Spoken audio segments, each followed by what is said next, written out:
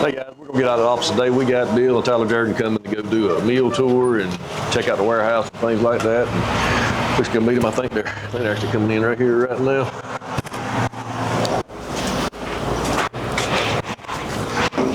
He just Y'all come on in. What's up?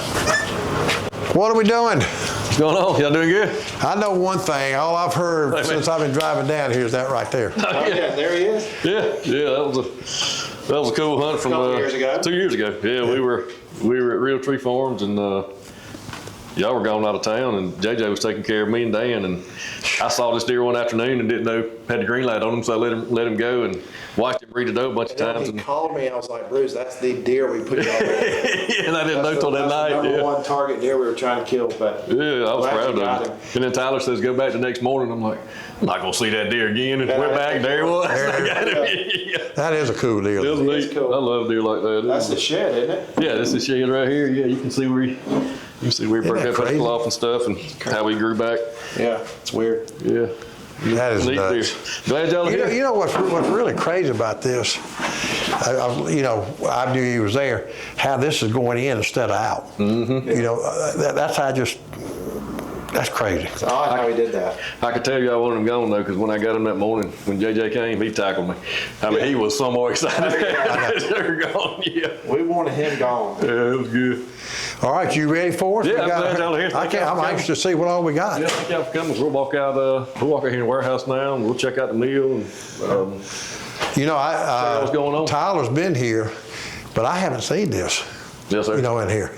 Yeah, we looked up and got this building several years ago, and we really needed it and grew right into it. And yeah.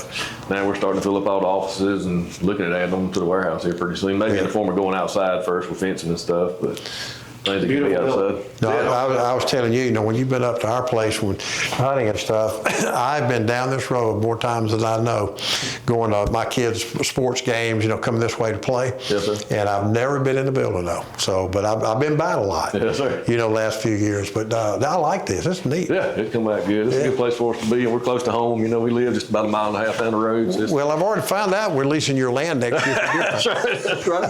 We'll do some horse trading. We'll take y'all's place. Y'all come on in. My feet, hey, look at Yeah, it's my roll. We just got it done. Just finished up. How's it going, guys? Hey, how you doing? Good to see you, Tom. Craig Weaver. Craig, good to see you. Glad to be here. Nice to meet you. I'm the mill manager here. Bruce. What's up, man? Doing good? Doing good. Guess we're going to show y'all around a little bit. Go to the mill and show you the process of making a feed, how we take raw ingredients, byproducts, and such, and mash them together into a pellet, from the mixing process to putting them together into a pellet and bagging it and the whole process. We walking around, this looks like some of these buildings are new offices. Yeah, This looks new. yeah. I've been in here about a month, so Yeah. it's a whole lot better than what I was. I'm stuck in the mill in a little building up there. Y'all see it, and this dust coming out of the mixers there, and gets pretty dusty in the mill there. But you got to get your deer pictures up here. yeah, I haven't had time to do any decorating. I wish it was. I'm sure they want to see that too. They've been growing big deer at Real Tree Farm for forever and ever, but they've been talking about the process and how it goes, and we've been talking a lot and meeting a lot, and they want to get a tour of how it works, so that's what Absolutely. we wanted to know. You're here day in and day out. Well, I think Tyler, I've seen different mills and stuff, but I'm really anxious to see it because I know what y'all have done down here putting things together. And so good behind the scenes look. it. Feels better inside here than it does outside. Yeah, absolutely. It's a muggy day, that's for sure. But it's been a great relationship working with 4S, and it's the whole bagging side has grown with them. It's from the automated side to it. We were hand bagging, hand stacking when Bruce come around here. Yeah, I remember them days. Yeah. And y'all meet Michael around there. He stacked a pallet by hand, but it's kind of changed. And thanks to them and the business they brought, and it's amazing how it's grown. Well, it is really, you kind of look behind the scenes right here, our partnership with them and them with you. Yeah. Because I'm kind of anxious to see everything. Absolutely. They've been a great new partner, not that they're new, but just the things we're doing with them has been good too. Absolutely. it's still a work in progress. Like I said, with the mill, we're under construction, and hopefully in the next 6 months or so, you come back and we'll be mixing inside this facility here.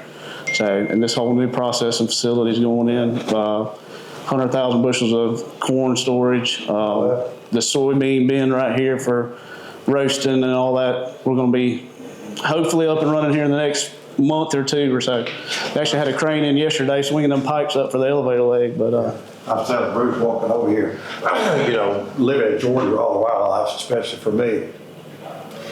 But just driving 40 miles from Columbus to here, all the farmland and all the corn is planted down here that we rode by. We just kind of get a different look about where we're from, even though we're not that far apart. Absolutely. But I've been through South Georgia a lot, little part of the state, but the amount of agriculture that's here, people just don't realize. It seems like it's more than an hour and a half apart. It's like there's nothing like that at home, and then you come here and it's like Well, we were talking about it on the way over here. Having a huge experience for me, I went through Ideal, Georgia. okay. That's ideal. The metropolis here. I didn't see the whole lot of stoplights. That's right. Come through. I did see the sheriff. We rode through. But my first trip through Ideal. That's cool. Yeah. How do you come up with the blends? How do you? What's that perfect scenario we like to have in the blend? I know y'all got a couple different blends. We do. But how do you?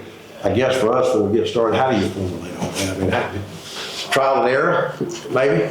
I mean, we started out with working with a lot of nutritionists, animal nutritionists, and having a background in the animal world. I did, and going that way. And then these guys here, I mean, they know so much about at this mill. They know so much about nutrition and things that can make a correction on, or checking things like the values of things change sometimes. Bean meal or alfalfa meal, the values, proteins, whatever might change. So they're constantly doing quality checks and things like that to make sure that everything that the tag says it is correct and right. And a lot goes into it. A lot more than just throwing stuff together and does a deer eat it, because there's some things that's in a ration that deer don't particularly like to eat. Yeah. But they need it, but that in conjunction with things that they do like to eat, you end up with a good ration. Right. There's a lot to it. Craig can definitely talk about a lot of that kind of stuff. Yeah. So nutritionists play a big role here. They formulate a ration, they give ideas. A lot of that translates over from the dairy to beef side. A ruminant animal, it's basically you got the protein, but you don't want to push too much protein to them. You got to have the fiber to come along with that it slows it down going through that animal for them to utilize all that protein. If you just fed them up, say 50% protein or 48% straight bean meal, it just goes straight through them. Be wasting money at that point. So it's a lot of research and balance. Balance. Yeah. Exactly. Balance is key. Yeah. If you don't get that balance right, well, it's you're wasting money at that point. But that's one thing with a ration that I've noticed over the years and learning things that more is always, or not always better. Balance is be a key.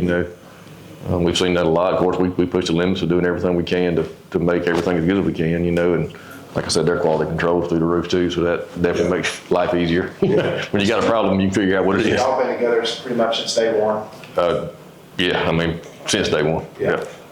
They don't realize on the whitetail deer side, they do what you just did. They actually smell it, but it kind of goes through their sense to say if I like it or not, or if it's good or not. The deer kind of knows through smell. Oh yeah. If it's good or bad for them.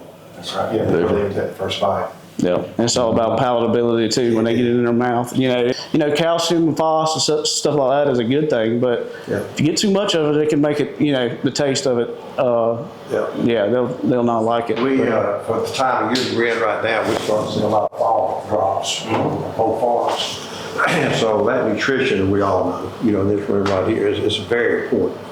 And even leading up to it, people just don't believe that. Hey, we're just going to do it in this period here. For us, it's almost a year-round deal. Deer season's always, ain't it?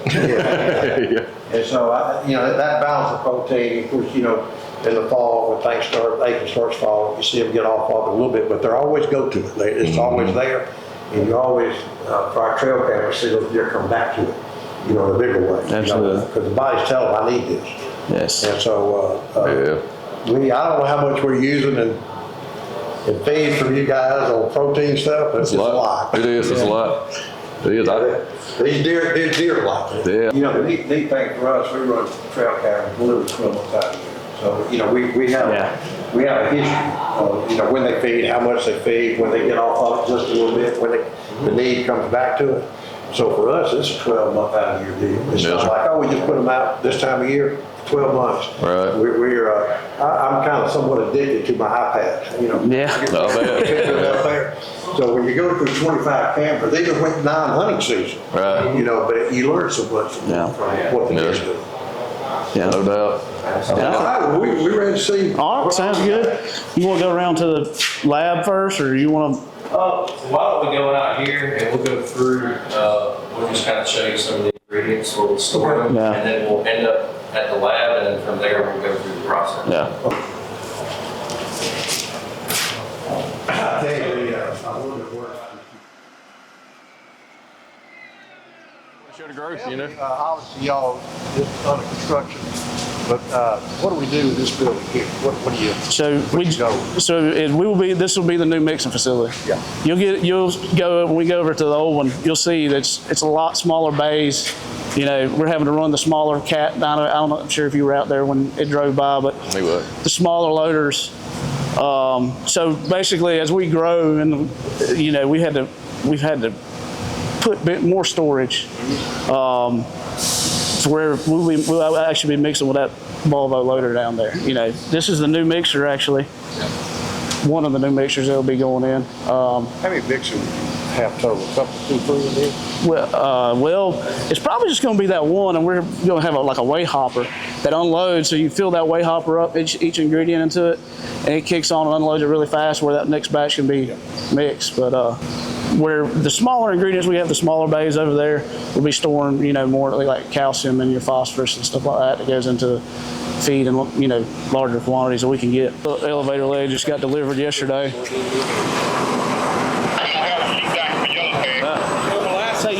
Here's the meal part of it before it gets blended into a pellet.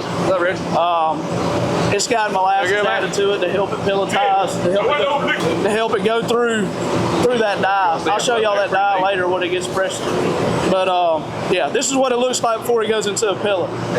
So like you said, you could feed this, you could dump this out there, but animals have been known to go in and, you know, separate it and all that.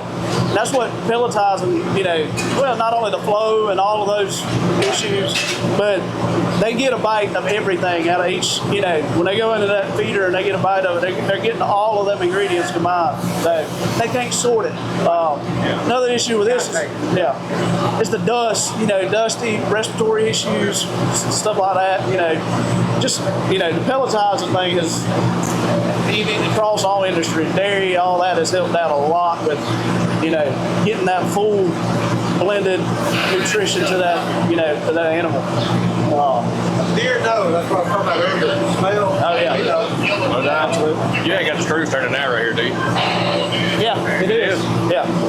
Y'all walk up here and see that from down in there? It's pretty neat. You got these steps right here. I mean, you got that's some strength right there, isn't it? That is some power. Yeah.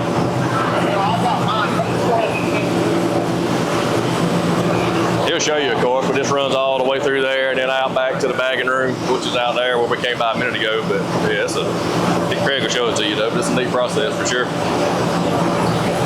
I can't remember how long they let it run to mix, but I was just about to ask that. yeah, he'll tell you, but I can't remember. Whole better work He's got a environment, scale. you know. There's a scale on the side of those mixers.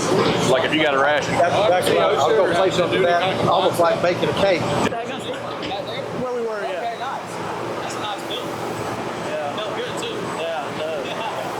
You go great. So this is where it all happened. These are the two pellet mills. They work together. It's two different pellet mills. They work together on the same feed. Come out of this bin up here. It's run out of the mixers. It goes up the elevator leg into the bin, and then we've actually got an auger. See this auger that's turning right above us? We've got a split auger. One takes it to one pellet mill, another, and we can control the speed on that how much feed's going into that die. You don't want to push too much in there and overamp it. But yeah. I'm telling you, first time we run top looking down, it's almost like baking a cake. It is. You know, get the right ingredients, how much? It is. It's all weighed out on the scales over there. They have scales on the loader where they're seeing. Yeah. Y'all want to open up the pellet machine to look at it? Let me shut it down. Hold it up. Yep, it's all shut down, locked out, so we're safe. But I'm gonna open this thing up and show you exactly how the feed comes in, how it goes to the die. It's a really cool system. This is a 500 horse mill. It takes a lot of force to push dry feed like that into a pellet. One thing on the nutrition side of this. So a lot of mills, a lot of your big chicken plant, processing plants and such like that will use steam. They inject steam into that conditioner, and it helps with throughput tremendously.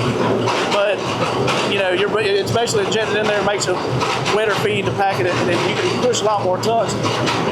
We've looked into it and decided not to do it because it heats the feed up so much. A lot of your probiotics and stuff, which is a live bacteria that's in the feed, you know, it's a good bacteria for the gut. Over 140 degrees, it'll actually kill that. So by not putting the steam in there and heating up that feed, we're able to keep the feed at a cooler temperature. It's harder on forcing it through that die, but it makes a better feed at the end of the day. Let me open this up.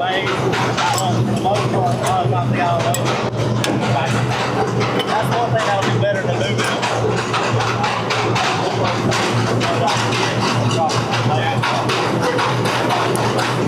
So the feed comes in through this conditioner, goes into that door, and just drops it right into that rolls. You see the rolls they're grooved to where when it comes in there, it's literally just mashing it through a 3/16 hole. So you see over here on the pellet's just. But then the knife, see that knife in the door there? Yeah. So we can set pellet length on that. You know, it cuts it off as it's spinning, as that die is spinning. It cuts the pellets off, drops them into that drag. The drag then takes it up to the cooler, where you're still getting some heat, but you're not getting extremely high temperatures. It takes it into that cooler, and air is sucked through there. If you pelletize feed and you don't cool it, it get hot in the bag. It can stick on trucks. It's just a nightmare. You have to get that temperature down to where, you know, it makes a hard pellet. I mean, you can feel this coming out of here. It's going to be pretty soft when it's hot like that. So here's the bagging facility. Is where all the bagging goes on. We recently upgraded. We've had the palletizer. That was the first edition. To go from get away from actual manually stacking the pallet. But we were still weighing it out. It was automatically weighing the feed, but it'd drop it into the bag. He'd hit to hold the bag there and run it through the tagger and the sewing machine. Last January, we put the new automated bag hanger in, and it's a game changer. Yeah. You know, it's busy times of the year, slower times of the year. We don't having to hire extra help, run forklifts and stuff like that. It's like, we got to look at it. It's very expensive to do it, but by the time you hire guys to come in here and, you know, part-time help, they're going to end up busting bags, getting them on the truck, but then Bruce is screaming at me, you know. But yeah, and they don't call out, you know, sick. They don't take vacation days. And I like to hire people and give people jobs as well, but at the same time, it's just efficiency and quality. You know, you gotta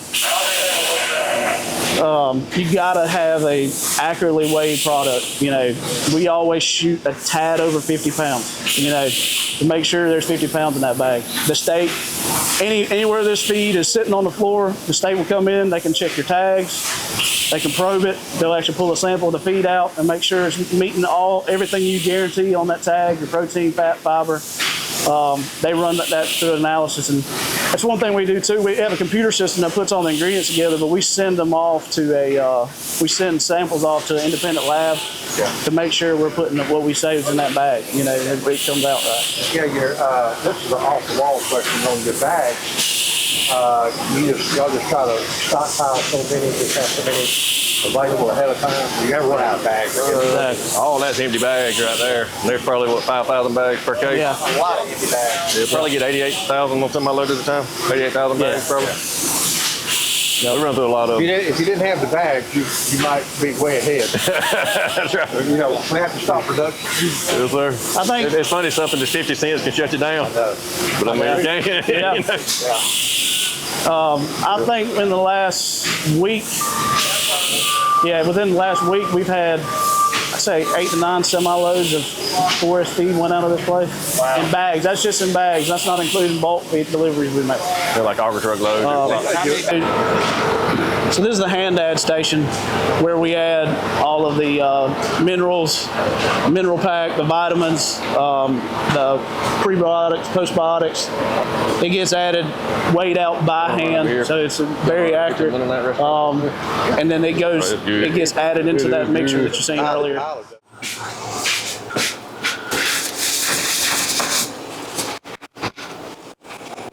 I'm Bill Jerk. This is Matthew. My son's Ty. Good to see you. This is the lab where we take the raw corn from the field from local farmers. Our corn comes from probably, 3 counties surrounding the area, 4 counties around the surrounding area. Probably 50% of it comes from Macon County. It is all tested. This lab is where we test for aflatoxins. We have to reject it if it gets over a certain parts per billion. Right. We do not take anything. If we had a load that spiked the other day, had to pull it, send it back. It's tough to do to farmers that are bringing corn in here, but it's just a quality control issue that you got to have in place. It's a pretty cool process. We add a solution to that extracts those toxins, if there's any in the corn, out. And then it actually goes into this tester, which is a light. It's flashing light through that sample. Yeah. And Wow, so liquid. yep, and turn it into a liquid. Wow. Comes in, this is done every load. Every single load. Wow. Every load. And it's honestly it can be a holdup during harvest when guys are wanting to haul. It's a tedious process. Exactly. When guys are wanting to go and they want to get trucks unloaded, you gotta, can be a whole kind of a holdup. We got to do it. But and that's another thing with all this expansion. We're putting in new scales, an actual probe. Right now we're having to go probe a truck by hand. Matthew does that and pulls each thing. If you want to get but we're getting an automated probe that'll go in the truck when he's sitting on the scale, and it'll suck it right into the lab to where we can speed up that process. We added that 100,000 bushel corn bin, and you want to buy corn at new crop when they're harvesting. That's the cheapest price you're going to get on it. So we want to be able to unload trucks fast, get them in, be efficient at it, and get as much of that corn that farmers can't store in their bins here, during harvest. Craig, we appreciate you taking time to show everybody around, show them how the process works, and appreciate all y'all do. Absolutely. It's kind of neat for Tyler and I to see how it gets in the bag. Yeah. There's a lot more to it than people realize. Absolutely. I tell you, the thing, one of the impressive things for you guys and what y'all do is just simply, seeing it from concept that we talked about it when I was walking through. It's like making a cake. All these ingredients got to come together to get the final product, get the icing on the cake. There's so many steps, and I don't think people really realize what gets in that bag. Yes. And so for Tyler and I both, I've had the opportunity through my lifetime to see things, but just the testing procedures we just went through, and all that type of stuff. There's way more to it than people realize. No doubt. We appreciate the tour, and the neat thing for Tyler and I both, we're only an hour and a half away. Yeah. So it's a good thing for us being able to get down here and visit with you guys. Absolutely. But with these guys right here and through you guys, it's been a great partnership. No doubt. 100%. So you may see more of us. Now, most important thing for Tyler and I, does anybody have money for lunch? Well, I was gonna say, we got a good little spot right down the road here, so. All right, so Let's do it. you got money? I think he does, but if he doesn't, I got you. Thank you, Alan and Craig. Thank y'all. You already, yeah. Appreciate it, man. Thank you. It's been a pleasure. Thank you guys very much. I still want Nice to meet y'all. So, I appreciate it.